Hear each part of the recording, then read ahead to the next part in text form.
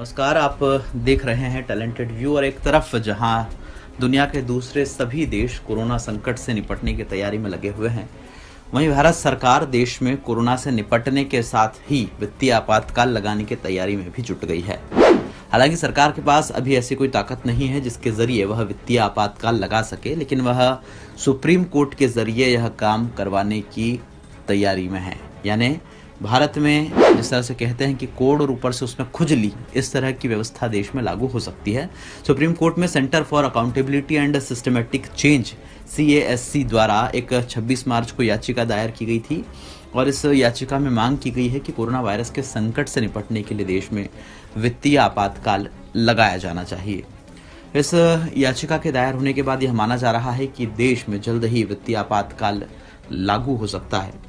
केंद्र सरकार को संविधान के अनुच्छेद 360 के तहत यूं तो वित्तीय आपातकाल लागू करने का अधिकार है, लेकिन फिलहाल केंद्र सरकार के पास ऐसी कोई शक्ति नहीं है जिससे कि वह इसे लागू कर सके। लोकसभा में बहुमत है, लेकिन राज्यसभा में केंद्र के पास बहुमत नहीं है और इसीलिए सरकार अपने दम पर वित्तीय आपातकाल लागू नहीं कर सकती। इसलिए केंद्र ने सुप्रीम कोर्ट का सहारा लिया है, या एक तरह से कहें तो शीर्षस्थ न्यायालय जो है उसे मोहरा बनाया है और एक संस्था द्वारा वित्तीय आपातकाल लगवाने की तैयारी की गई है।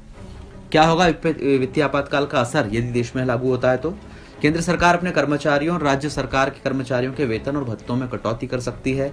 इसमें उच्च न्यायालय और उच्चतम न्यायालयों के जो न्यायाधीश हैं उनके वेतन भी शामिल हैं।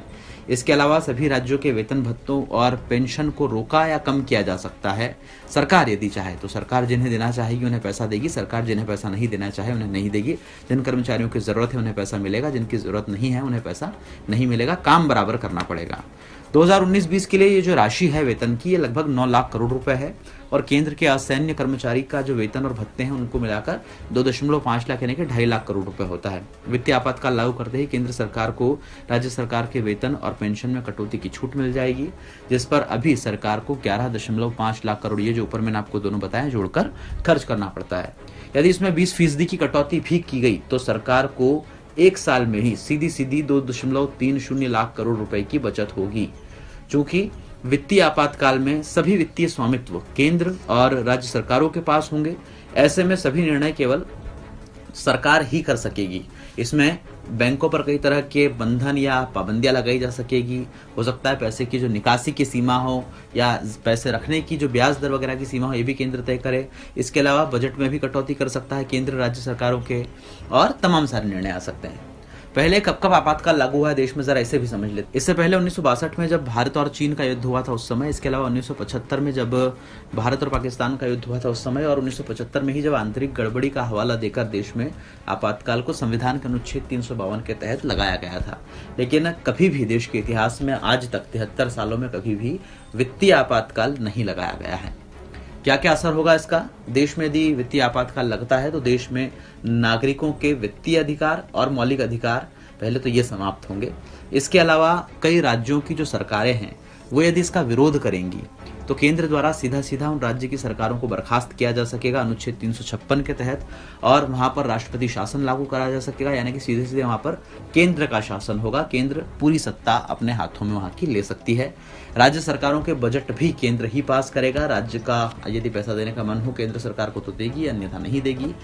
और बाजार में, खासकर शेयर मार्केट में इस बात की चर्चा जोरों पर है अब कि देश में वित्तीय आपातकाल जल्द ही लागू होगा। बाजार ने इसको लेकर तैयारी कर दी है।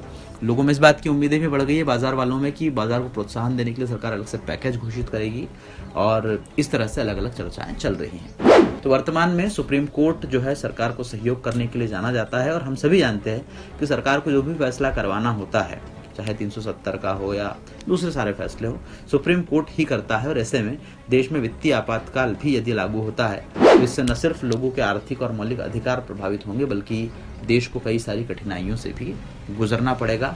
इससे सिर्फ वेतन भत्ते ही प्रभावित नहीं होंगे, बल्कि इससे राजनीतिक और प्रशासनिक समीकरण भी बदलेंगे। तानाशाही की जो परंपरा देश में लागू हुई है वह भी इस दौरान चरम पर होगी। और यदि सामान्य शब्दों में कहा जाए तो ये वित्तीय आपातकाल यदि लागू होता है तो सिर्फ पंत प्रधान ही इस देश के मालिक होंगे, जनता नहीं। इसलिए जो लोग भ्रम पाल के बैठे हैं कि हम मालिक हैं, हम जनता हैं, वो भी अपने मुगालते जरा दूर कर लें और तैयार हो जाएं इस बात के लिए कि आने वाले कुछ ही महीनों में देश में कई बड़े बदलाव भी हो सकते हैं। एजेंसी की खबर थी, हमने आप तक पहुंचाई। उम्मीद करते हैं कि यह खबर आपको पसंद आई होगी। नमस्कार। अगर आपको हमारे वीडियोस पसंद आए तो प्लीज लाइक करें, सब्सक्राइब करें और शेयर